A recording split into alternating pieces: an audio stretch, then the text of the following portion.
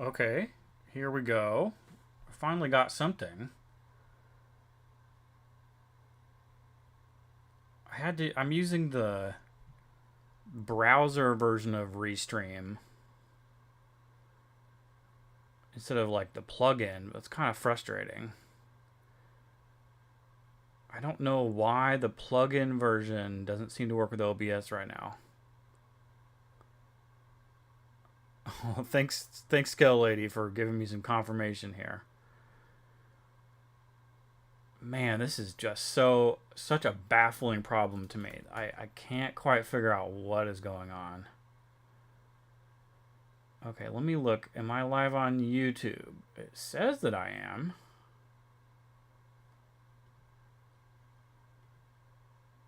Okay, it appears that I am live on YouTube also. Oh, why is this happening? Oh, I know. I know how brain numbing these issues are. Yeah. The only thing I can point to is that I updated OBS I don't know, probably a month ago, maybe. I didn't stream, but I just updated it. I was trying to add this Atium like vertical plugin, which it also lets you have like a vertical version of your stream that is optimized for phones. So I was thinking that might have messed something up, but I wasn't even using it yet. So I don't quite understand what's going on here. But when I connected via the RTMP, it seemed to work. Like excuse me, not that. I put the stream key in directly instead of like connecting my account, and that seems to have fixed it. But I'm not a big fan of the fact that I can no longer see the chat in OBS. It's a little bit more of a manual method that I find a little bit frustrating. But at least I'm able to get something to work.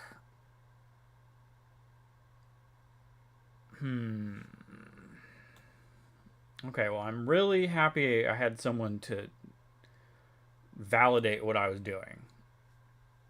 I mean, I can just look at it myself, but it's 10 times more helpful to have someone confirming this for me.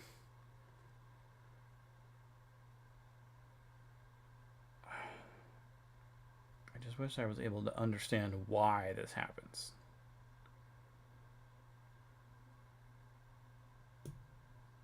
And I really wish I had done this before the direct, because I'm really bummed I didn't get to stream that. I recorded it, but I don't know. I considered just posting the 40-minute recording, but I don't know. Oh, these days I just don't know. I've lately been kind of like, should I even keep streaming? Like, is it even worth doing anymore? I don't know. Part of me does miss the internet I had before I moved. I mean, that's kind of a stupid thing to pretty much across the board, except for the internet connection. It was a good move for me. But the internet out here is so crappy, and just I got to stream at 30 FPS at like 480p, and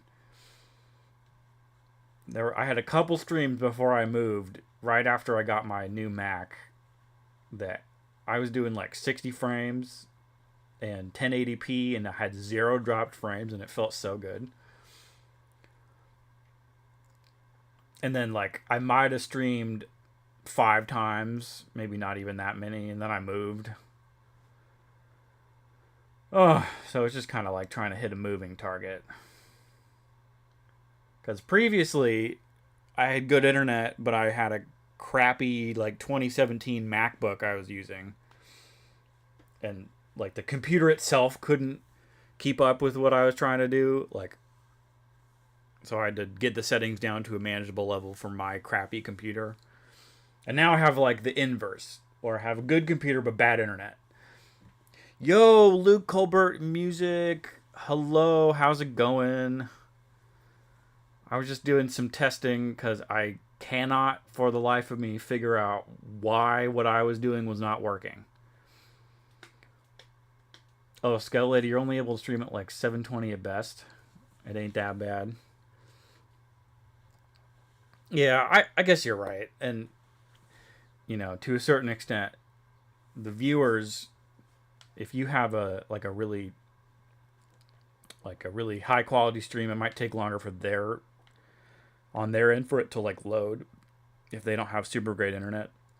This is definitely kind of a sweet spot, but I'm personally just a little disappointed with it. So you guys, I think I might have talked about it with both of you, but that direct was, I was not surprised. I was not expecting the direct to be that good.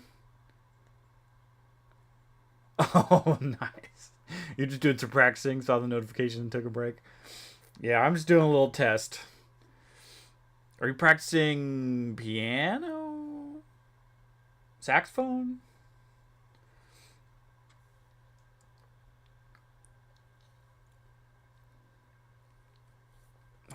I touched my saxophone for the first time in about 6 or 7 months last week.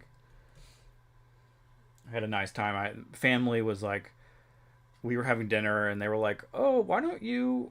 It'd be so nice if you had your saxophone here and you could play something for us." And I was like, "Oh,"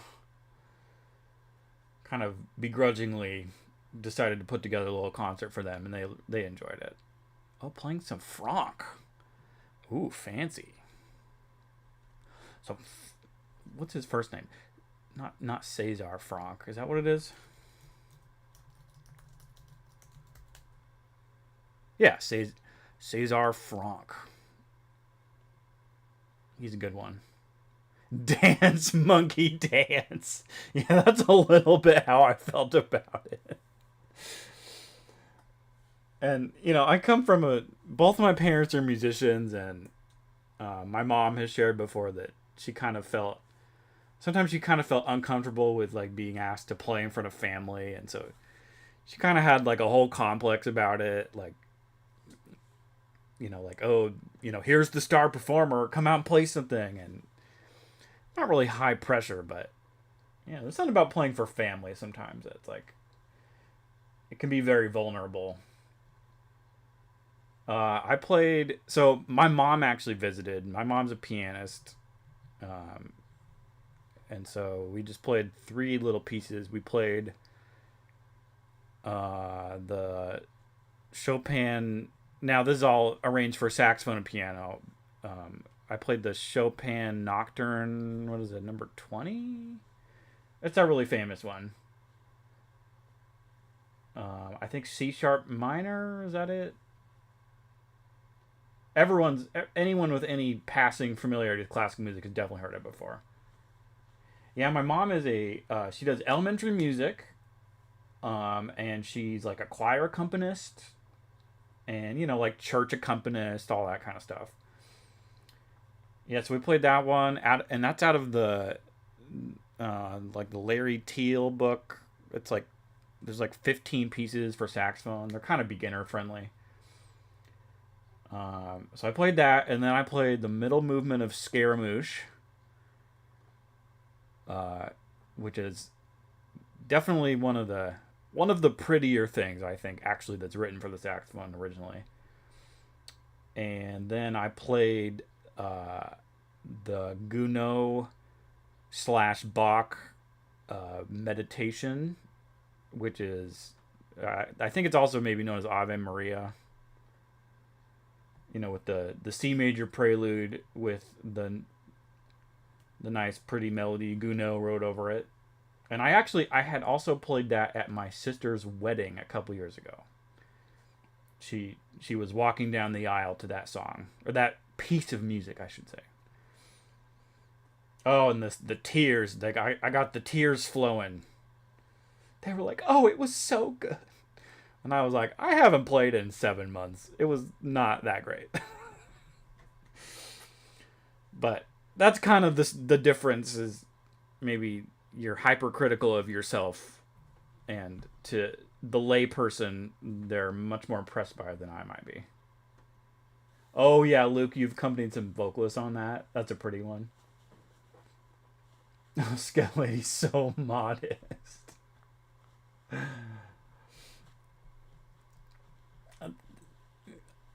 I think when you get to a certain point in, like, I don't know, music education is all I have reference for. I don't know, like you tend to be hypercritical of yourself and like every tiny little thing you're not satisfied with. Definitely, that's what I had to learn about myself. Is that like one of my negative traits is definitely like perfectionism, and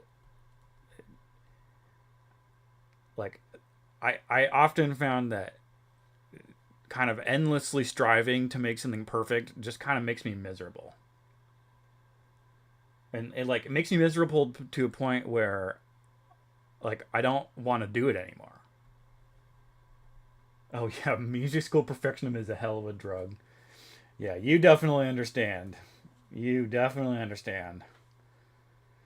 And we might have even been in the same room before where someone was uh, conveying to us how substandard we were, like maybe as a group.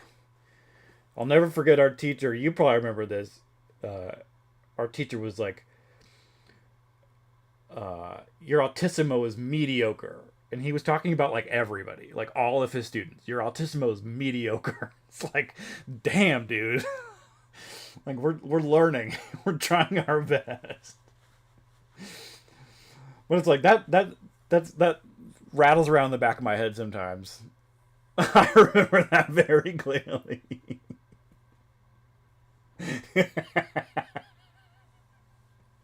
He was kind of sassy sometimes. Oh, he absolutely was. He said it so casually.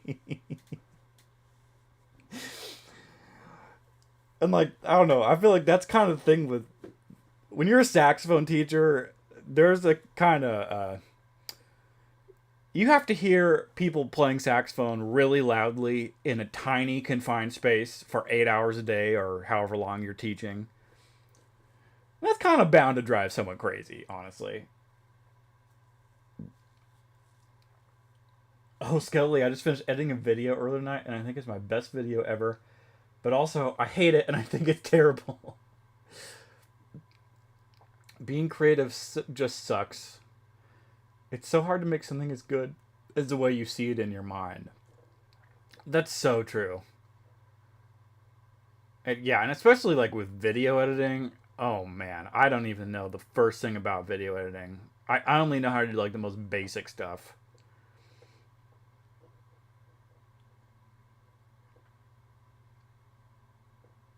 I even have what's it called? Final Cut Pro.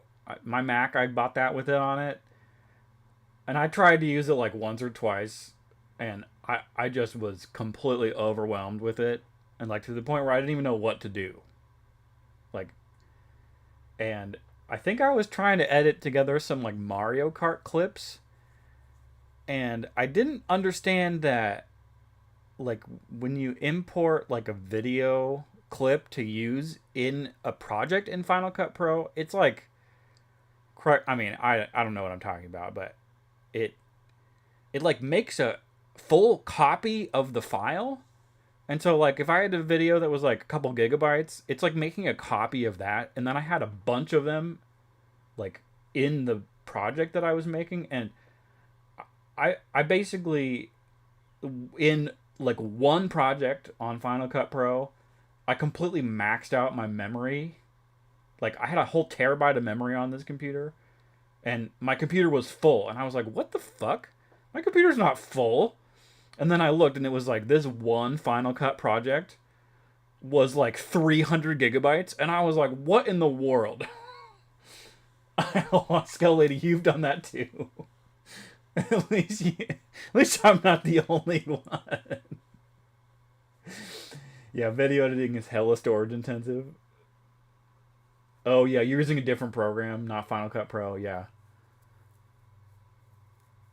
and like I noticed another thing about this. Um, I I got my computer. I think I want to say March of 2020 or March or May of 2023. May have been May. I don't remember. Anyways, I bought my computer like right at the tail end of the Apple education program where essentially without really uh, without having to really prove anything, it would let you buy a computer with the education program benefits, which is I think it was like 10% off the cost of the computer. And it's not like I lied to Apple. Like I was teaching. I was a music teacher for about almost 2 years, um, and no one no one ever asked me to verify that I was a teacher. But I didn't really have like an ID. Like I didn't have like a hard proof that I was a teacher because I was like in an after school program. And so, anyways, I not very long after that, I just out of curiosity, I looked at the Apple Education site again, and like there's like a whole thing you have to log into now, and you have to like log in with your like education email address or something to prove it. I was like, oh, I'm happy I bought this when I did because I definitely wouldn't have been able to verify that way because I didn't have any kind of special email address or whatever it was they were asking. Yeah, but anyways, that was the bundle where I got it was like I don't know all these. There's like 3 or 4 programs it came with that I haven't used at all. I always thought like, oh, I'll learn how to use this, and it just didn't happen. Yeah, we have Final Cut Pro was definitely one of them. I think Logic Pro might have been another one.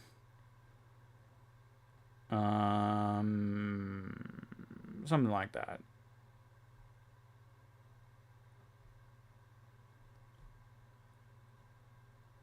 Man, I wish I knew why I can only seem to stream like this and not the way I had been doing this for a long time before.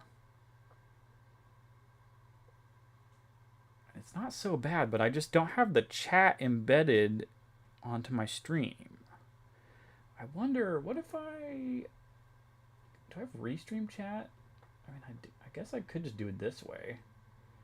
I have restream chat open in a browser, but I preferred it so much the way it was before, where I had it as a dock in OBS where I could just look at everything on one screen. I could look at the preview of my stream and the chat. Yo, Demon Shark! I hope you're having a great a great Wednesday. Oh, and I see you've been pretty busy lately making content, haven't you? I see every so often I'm seeing you're posting in our little self promo channel. I hope everything is going well with that.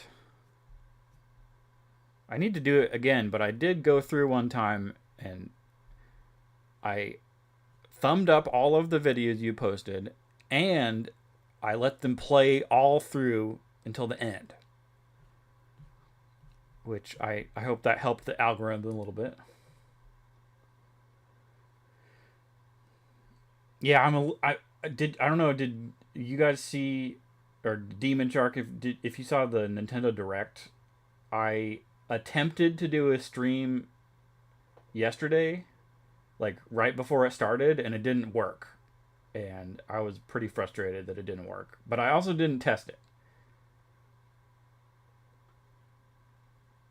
So the only thing I can identify is that I updated OBS since the last time I tried to stream. That's the only thing I can think of. Um, apparently my OBS was like way out of date, and it doesn't update itself, and I didn't know that it was out of date. Um, yeah, so that's what happened. And I hit stream, and nothing came up on YouTube at all. It was as if I had not hit start stream. And Twitch was just giving me like the error message. Like the little guy, he's like, oh. And it's like a blue screen, and it's giving the error screen. I don't know how else to explain it. And it would do that for about a minute and a half or so, and then it would go away. And then it would say I'm not live at all. So yeah, I was struggling with that like probably 15 minutes before the direct started. And the only thing I was able to do was record a reaction. So I was able to get the recording started before the like right as the direct was starting. So I don't know. I might still post it.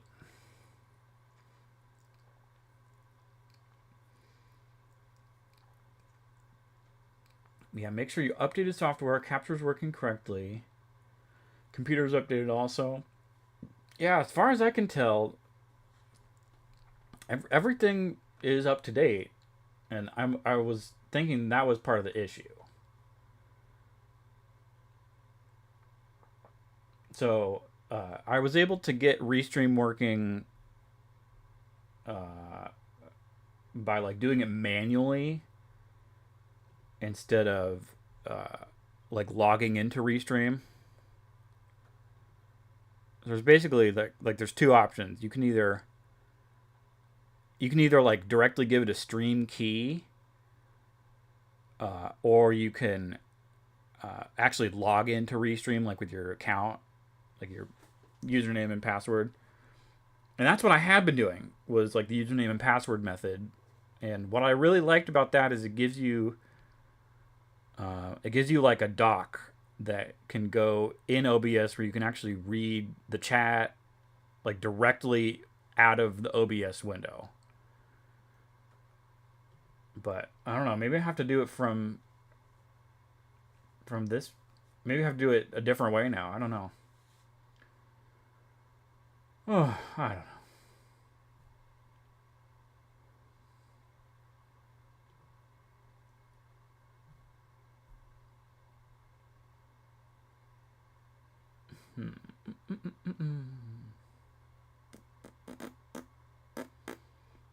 Well, I just kind of wanted to see if this works or not. So maybe I'll continue tinkering and see if I could get it to work the way I had been doing it. I don't know. Maybe if I go back and just reconnect it, maybe it would work. Maybe it would work. Just not quite sure.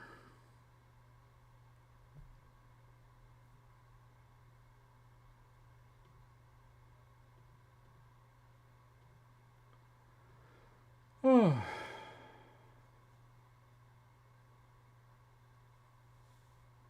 Oh, Luke, hope you have a great day. Thanks so much for checking in. Gotta head home, but I hope your tech stuff gets sorted. Oh, thank you so much. You're the homie. Everyone go check out Luke Colbert Music.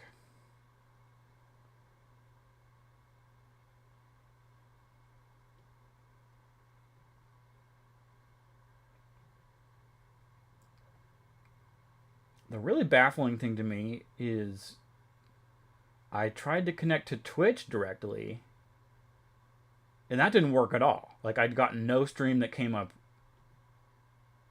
at all. And that was really baffling.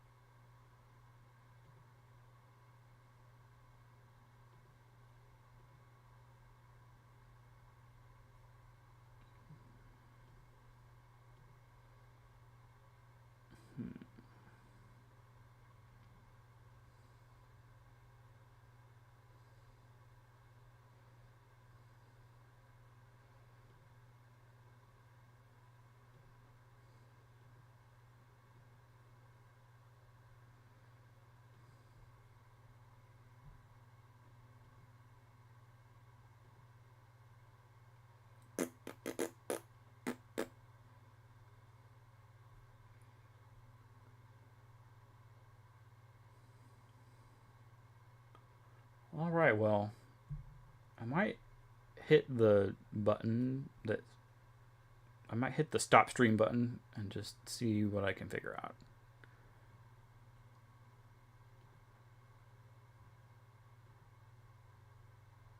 And I hope everyone has a nice day. Thank you all for checking in and offering some words of support here. Kashima, yo, the thumbnail. Oh yeah, that's like the default channel thumbnail. I think that's just the same thing as my banner image, isn't it? I think it is. Yeah, that's just my banner image. That image is pretty old at this point. Probably not far away from a decade old. It's hard to believe it was that long.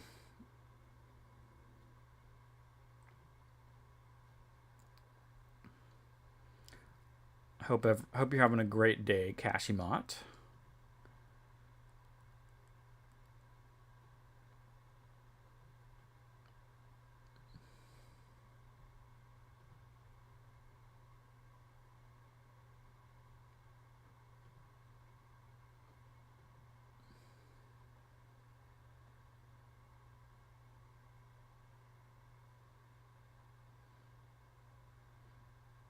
Yes, it's good. Did you know I played the saxophone? Or I don't know if I should say played the saxophone. That might be more accurate.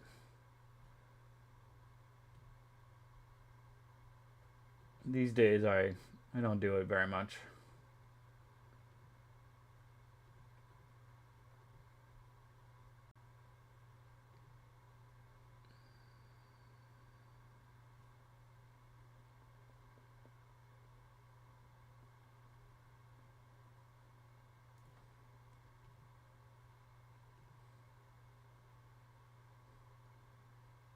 Oh, that's how you found me. Is a video of the saxophone stuff. Yeah, for a while I was not. I wouldn't say regularly, but I posted a good amount of like videos of music and me playing saxophone and stuff. But I basically I ran out of material, and I haven't recorded anymore. For me, it was mostly like I think I started out posting like jury videos, which are basically like playing tests in college. And anything I had recorded that I felt was good enough to share. And definitely a few things that I later took down because they kind of sucked. Oh wow. I was about to go practice before I saw this thumbnail. I'm working on Pequeña Cerda. Is that how you say it? I'm going to solo with an orchestra soon. How exciting! Well, that's a really cool opportunity. Did you win a competition?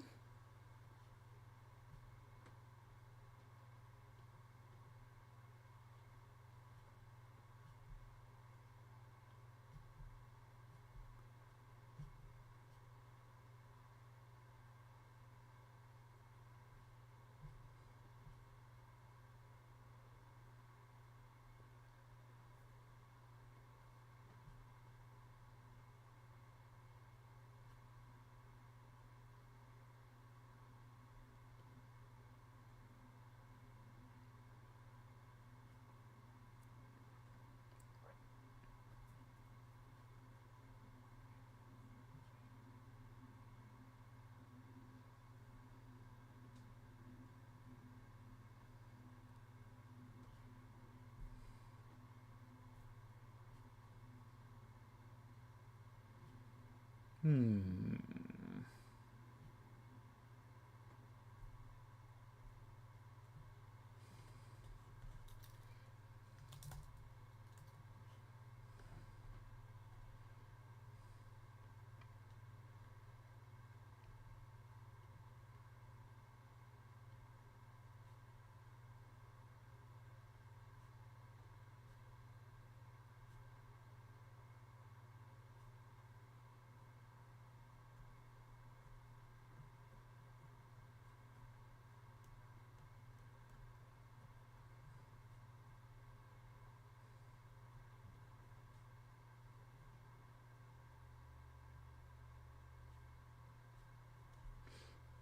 Oh, it looks like I could still do a custom browser dock.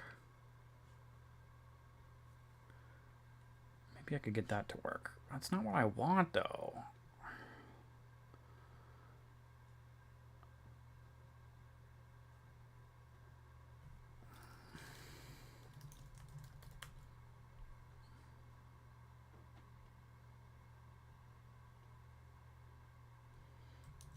Okay, maybe that'll be good enough.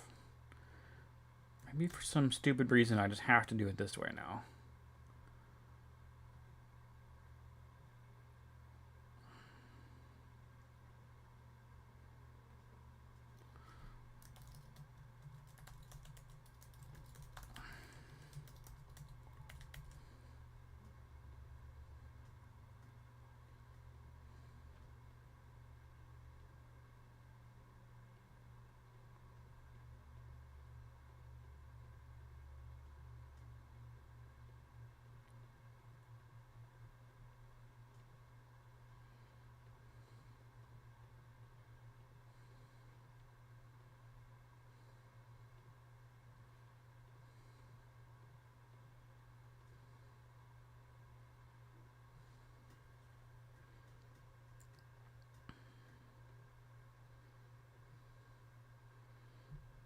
Okay, well, I may have temporarily solved this issue. But that's not really the ideal way to do this.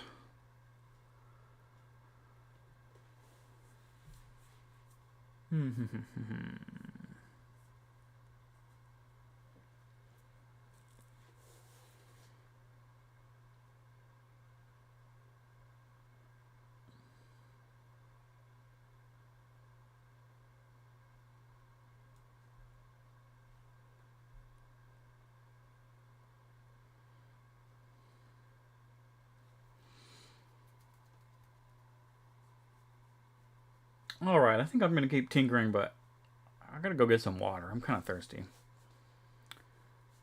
Okay, thank you to everybody that tuned in to help me with this. And hopefully it won't be another 4 months where I do a stream. Hopefully it'll happen a lot sooner. I don't know, maybe I could just stream my reaction video. We'll see. I'm not sure how interesting it really is, with the exception of a few games that I was excited about.